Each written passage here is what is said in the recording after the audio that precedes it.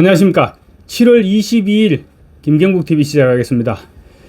이재명 전 대표의 지금 마음이 많이 급해지고 있는 것 같습니다. 검찰의 압박도 압박이지만 사법부의 기류가 심상찮다고 판단한 것으로 보입니다. 대법원은 수원지법에 배당됐던 이재명의 대북 송금 사건을 서울중앙지법으로 병합시켜달라는 이재명의 요구를 불과 나흘 만에 기각시켜버렸죠. 대법원의 기류가 지금 장난이 아니라고 합니다. 대법원 형사 1부제에 있는 4명의 대법관 가운데 김명수 대법원장이 추천한 서경환 주심과 민변회장 출신인 김선수 대법관, 그리고 국제인권법연구회 소속인 오경미 대법관 등 우군으로 생각했던 사람이 3사람이나 있었음에도 전혀 도움이 되지 않았습니다.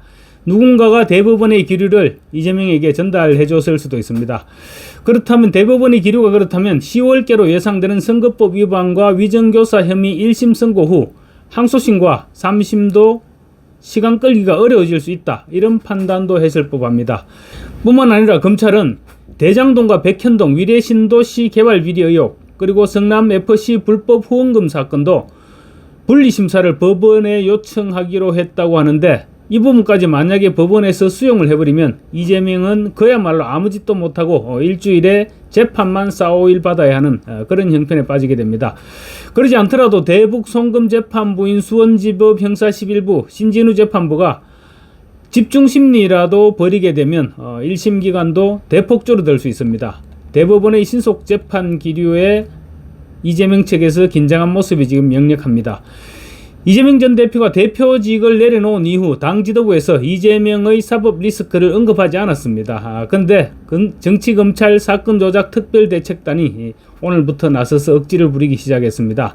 대책단은 검찰이 신속한 재판을 위해서 이재명의 각종 의혹 사건에 대해 분리 선고를 요청한 것을 놓고 악질적인 보복 행위다, 이렇게 주장하면서 반격을 하고 나섰습니다. 대책단은 오늘 22일입니다.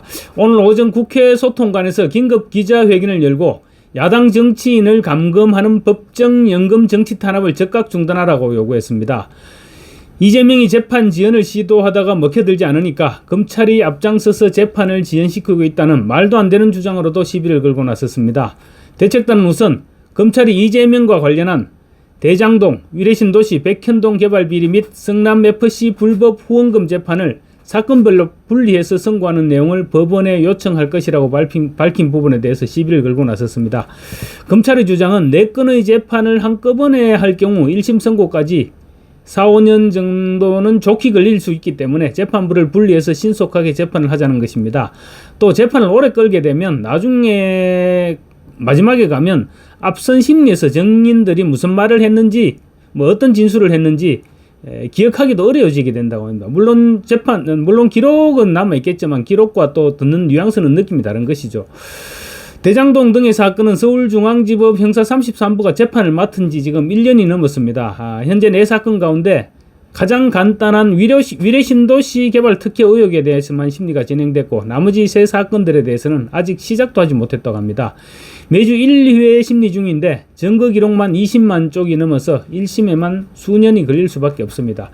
그래서 성격이 흡사한 대장동과 위례신도시 개발 의혹만 지금 형사 33부에서 그대로 맡아서 하고, 나머지 백현동과 성남FC 불법 후원금 재판은 따로따로 다른 재판부로 넘길 수 있도록 하자는 것입니다. 만약에 분리를 하게 된다면 원래 발생지인 수원지법으로 넘어가게 될 가능성이 높아 보입니다. 그래야만 신속한 재판이 가능해지기 때문입니다.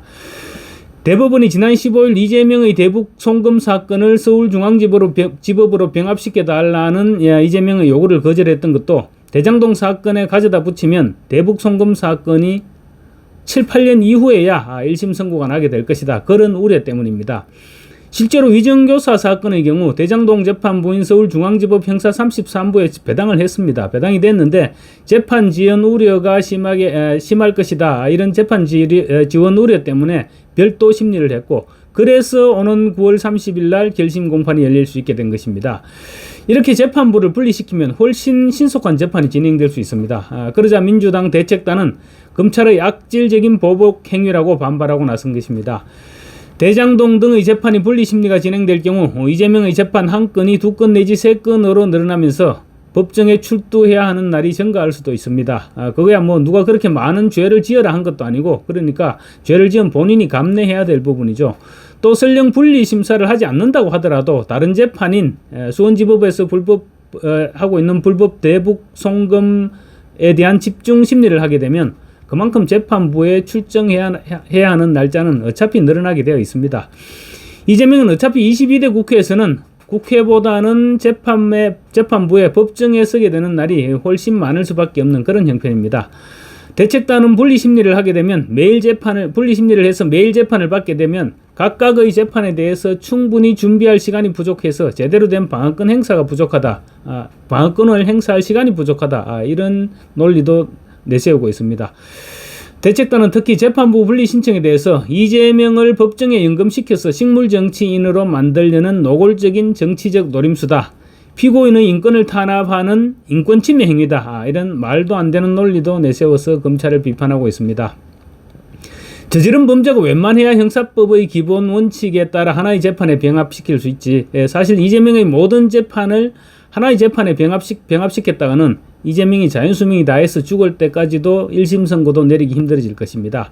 한번 볼까요? 선거법 위반, 위정교사, 대장동과 백현동, 그리고 위례신도시 개발 의혹, 성남FC 불법 후원금 의혹, 그리고 또 대북 송금, 정자동 호텔 특혜, 경기도 법인카드 불법 유용, 쌍방울의 쪼개기 후원금, 일일이 거론하기에도 숨이가 빠집니다. 이 정도인데 민주당 대책단의 말처럼 이 사건들을 하나로 묶어 재판하면 과연 몇 년이 걸릴까요?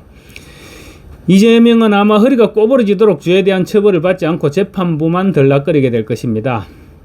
대책단은 또 윤석열 대통령에 대해서도 밑도 끝도 없이 정권의 앞잡이가 된 정치검찰을 앞세워서 이재명을 패가망신시키려고 준동하고 있다고 비판했습니다. 정치검찰 비판을 하면서 윤석열 대통령을 언급하지 않을 수 없고 그러다 보니 끼워넣은 것 같은데 이재명이 저지른 온갖 지저분한 범죄 행각에 대해서는 언급하지 않고 책임 떠넘기기에 열중하고 있는 것입니다. 놀라운 것은 민주당 대책단이 재판 지연을 언급하고 나섰다는 것입니다. 방금까지 모든 관련 재판을 한 재판부에 맡아야 된다 이렇게 주장하더니 갑자기 정치검찰이 사건 조작을 밥 먹듯이 하면서 재판을 지연시키고 있다 이렇게 비판하고 나선 것입니다. 이재명은 불과 며칠 전, 그러니까 지난 1일 재판 지연을 위해서 대북 송금 사건을 수원지법에서 서울중앙지법 대장동 재판부로 병합시켜달라고 신청했던 사람입니다. 이재명은 아마 며칠 후에는 또 수원지법에서 대북 송금 사건 재판이 본격적으로 진행되면 재판부 기피 신청을 하면서 시간을 끌 것입니다. 그런데 검찰의 재판을 지연시키고 있다고 지금 책임을 떠넘기고 있는 것입니다. 하여튼 떠넘기기는 이재명을 따라갈 사람이 없을 것 같습니다. 대책단은 백현동 사건은 기소한 지 9개월이 되었지만 아직도 변호인들에게 증거 기록을 주지 않고 있고 성남FC 사건은 검사 측 증인만 478명인데 지난 1년 동안 출석한 증인은 고작 4명에 불과하다. 재판 지연의 책임이 온전히 검찰 측에 있다. 이렇게 주장했습니다.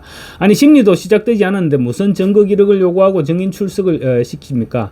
자기들이 만약에 신속하게 재판을 받을 생각이 있었다면 과연 가만히 지금 자료를 주기만 기다리고 있었을까요? 대책단은 또 대북 송금 사건으로 기소된 이재명이 저승사자 신진우 부장판사에게 사건이 배당된 데 대해서도 동일한 사건에서 유죄 선고를 해서 이미 유죄 심정을 갖고 있는 판사에게 재판이 배당됐다고 투덜거렸습니다. 아니 뭐 인위적으로 재판을 배당한 것도 아니고 컴퓨터 추첨을 통해서 15개 수원지법 15개 형사재판부 가운데 신진우 부장판사에게 배당이 된 것을 어떡하란 말입니까? 재판부의 유죄 심정이 걱정되면 재판부 기피 신청을 하면 될 것입니다. 뭐 그러지 않아도 어차피 신진우 재판부에 대해서 기피 신청을 준비하고 있을 것입니다.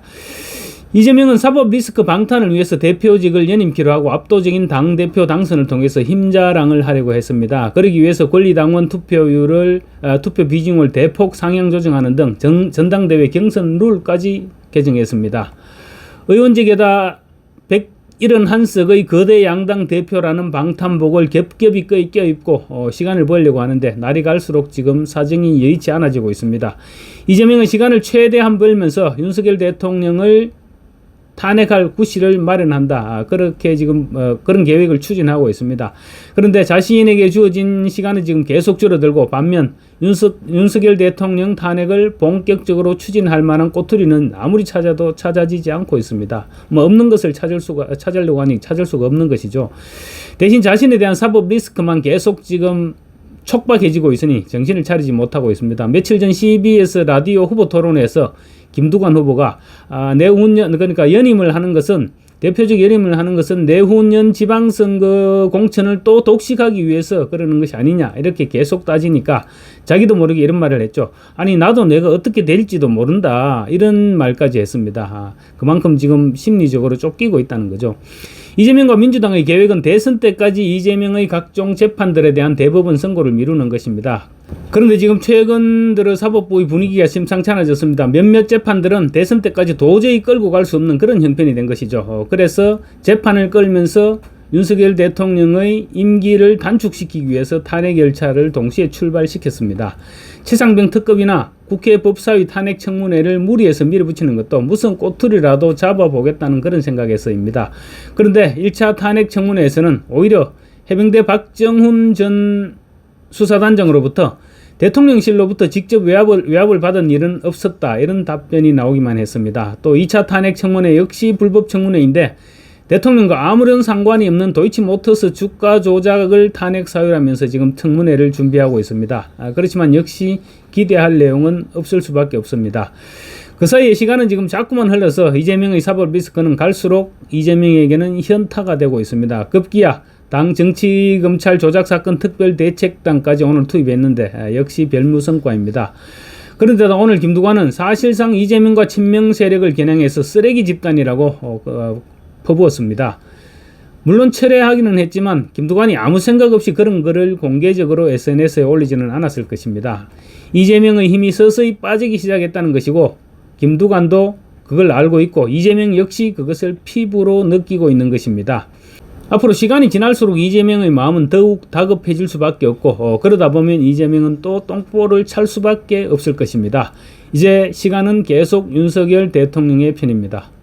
감사합니다.